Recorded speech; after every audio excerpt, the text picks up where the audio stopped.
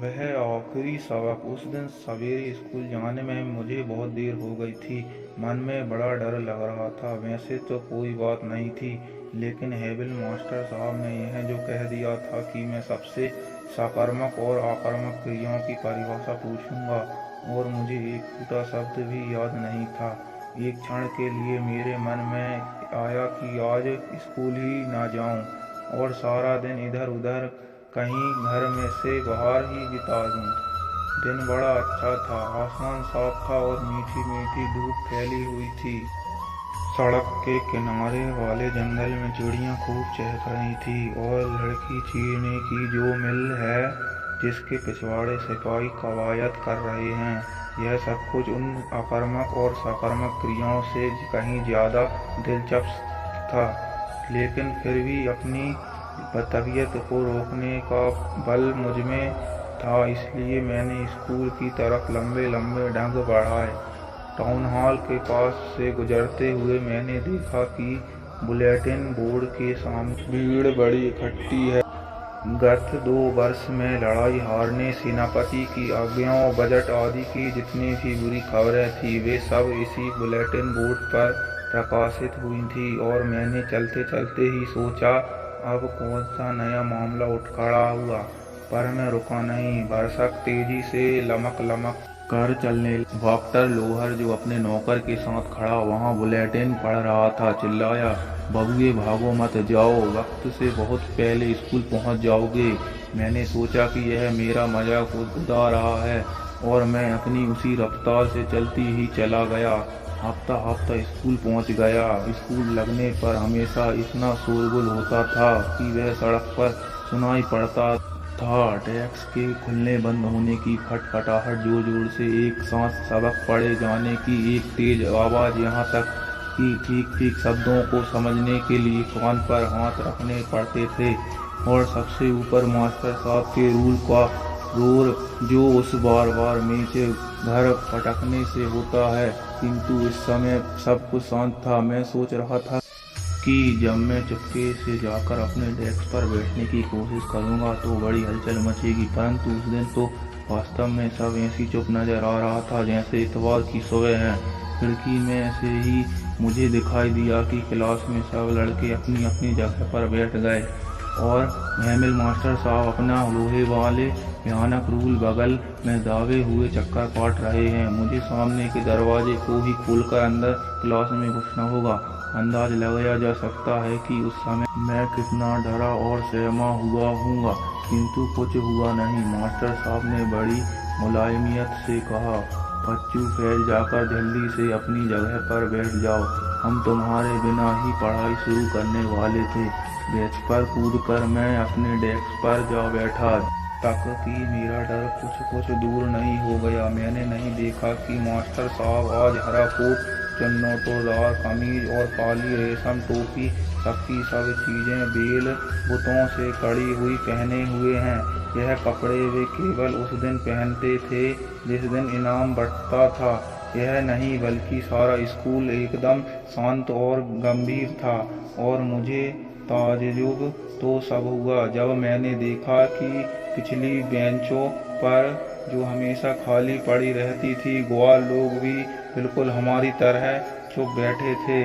तिफंखा टोप लगाए बुढ़ा हौसर बैठा था, जो किसी जमाने में नगर का मेयर था। इसके सिवा एक भूतपूर्व पोस्ट साहब भी अन्य कई व्यक्ति के साथ बैठे हुए थे, जबकि सब मामती मुद्रा बनाए हुए थे। हौसर साहब अपने साथ एक पुरानी फटी चिथड़ा प्राइमर उठा लाए थे। उसी खोले हुए अपने घुटनों पर रखे थे। उनकी बड़ी बड़ी ऐनक भी उसी पर रखी हुई थी। मैं यह सब देखकर आश्चर्य ही कर रहा था कि हेमिल साहब अपनी कुर्सी पर चढ़े और उसी मुलायम तथा विनम्र स्वर में, जिसमें कि आते आते ही मुझे बोले थे, कहने लगे, लड़कों, आज मैं तुमको सब पढ़ा रहा हूँ। बर्लिन से आज्ञा आई है कि आजकल और लॉरेन के स्कूल से सिर्फ जर्मन की पढ़ाई जाए। तुम्हारे लिए कल से कोई नए मास्टर साहब आ जाएंगे, इसलिए आज फ्रेज का यह तुम्हारा आखिरी सबक है। खून ध्यान से पढ़ना। और यह शब्द मेरे कानों पर जैसे बिजली की तरह गिरे। अब समझ में आया कम वक्तों ने उस बुलेटिन बोर्ड पर क्या लिखा था। फ्रेंच का मेरा आखिरी सबक आखिरी और अभी तो मुझे अच्छी तरह लिखना भी नहीं आया है और यहीं खत्म है। मैं अब आगे नहीं पढ़ सकूंगा। क्या हाय हाय, मैंने अभी तक अपनी सबक न याद करके कितना बुरा किया। बेकार ही चिड़चिड़ियों के अंडों की तलाश में घूमता रहा, बेकार ही अपना वक्त इधर उधर आवारागर्दी में खोया किया।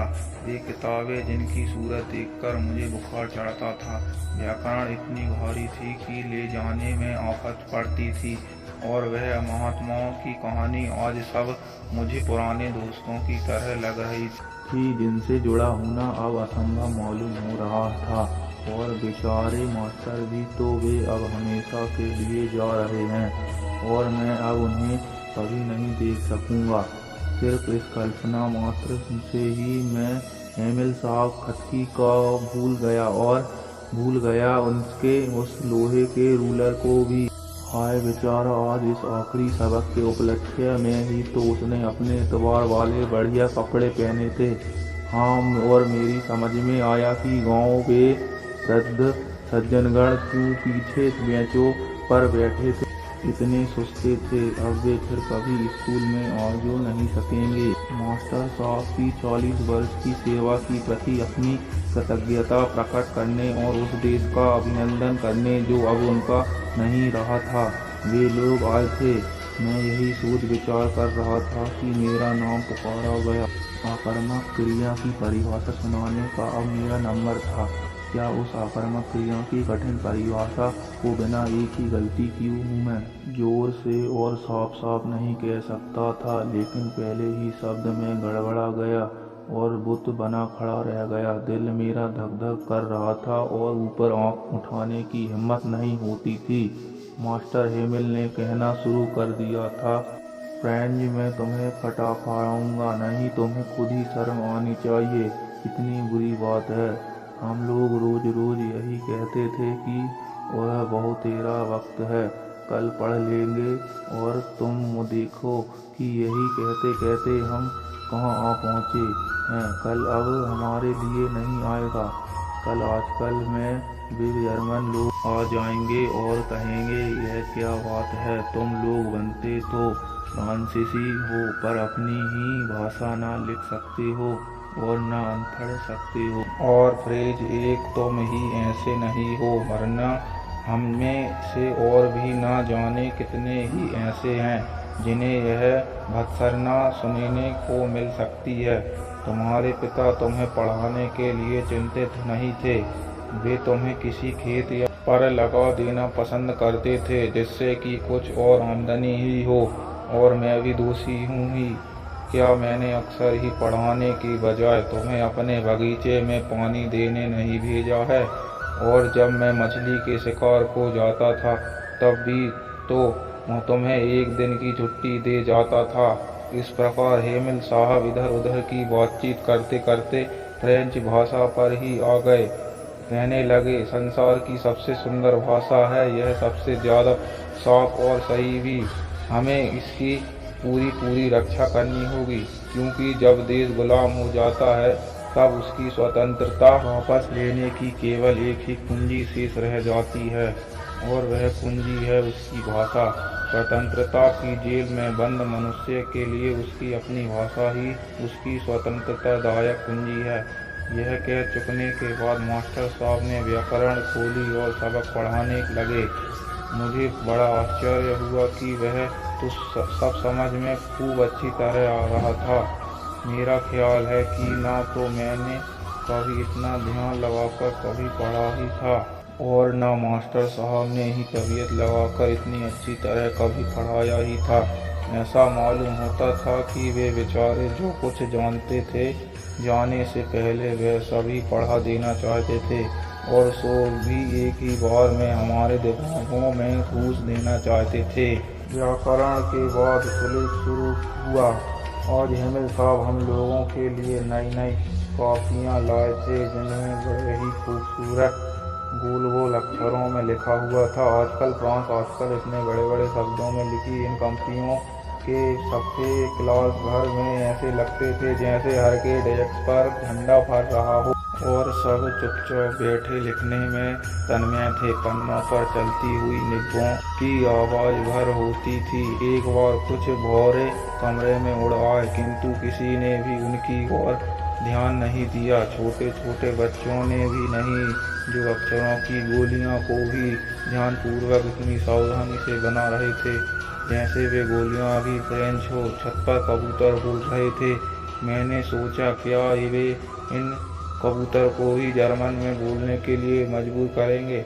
लिखते लिखते जब मेरी नज़र हैमिल साहब की तरफ उठ जाती तो मैं देखता कि वे कमरे की किसी एक न एक चीज पर टकटकी लगाए देखता कि होते, मानो कि वह अपने मस्तिष्क में यह चित्रित कर लेना चाहते हो कमरे उस छोटे से क्लासरूम में सब चीजें कैसी लग रही थी। ख्याल कीजिए, 40 बरस से वे इसी कमरे में रहे हैं, इसी कमरे में जहां उनके सामने हमेशा उनकी क्लास बैठी रही है और जिसकी खिड़की से बाहर बगीचा चमकता रहा है पूरे 40 वर्ष।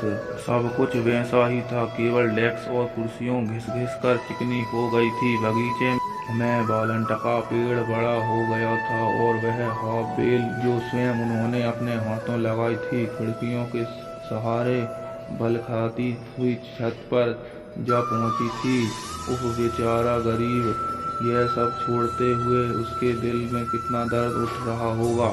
छत पर ऊपर उनकी बहन संदूक ठीक कर रही थी, जो उसकी खटर पटर भी क्लासरूम में सुनाई पड़ रही थी। कल ही उन्हें देर छोड़कर चला हो जाना है और वे हर एक का सबक सुनने की हिम्मत बांधे रहे।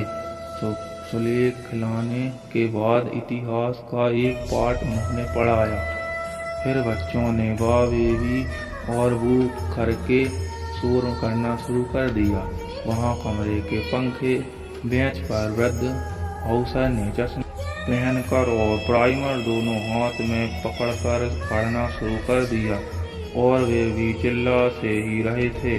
भावावेश से उनकी आवाज कांपने लगी थी और हमें सुनने में इतना मजा आ रहा था कि खूब हंसने और शोर करने की जी चाहता था। और वह आखिरी सबक मुझे कितनी अच्छी तरह याद है। यकायक गिरजे के घंटे ने बाहर बजाया और इसी के बाद एजिलस के घंटे ने भी ठीक इसी वक्त कवायद करके लौटते हुए प्रसियन सैनिक की तुरही भी खिड़की के पास सुनाई पड़ी। हैमिल मास्टर साहब की कुर्सी से उठ खड़े हुए, बिल्कुल पीले पीले और लंबे लंबे लग रहे थे, मुझे इतनी कि जितने मुझे कभी नहीं मालूम पड़े थे। दोस्तों, उन्होंने कहा, मैं और जैसे उनके गले में कुछ अटक गया। वे आगे बोल नहीं सके। मेज पर से चाक का एक टुकड़ा उठाकर वे चुपचाप बड़ी शान के साथ ब्लैक बोर्ड की तरफ चले। उस पर जितने बड़े बड़े अक्षर लिख जा सकते थे उनमें लिख दिया, फ्रांस जिंदाबाद, और लौटकर उन्होंने अपना सर दीवार पे सिर टिका दिया। बिना बोले उन्होंने अपना हाथ हिलाकर आदेश दिया, जाओ, स्कूल खत्म।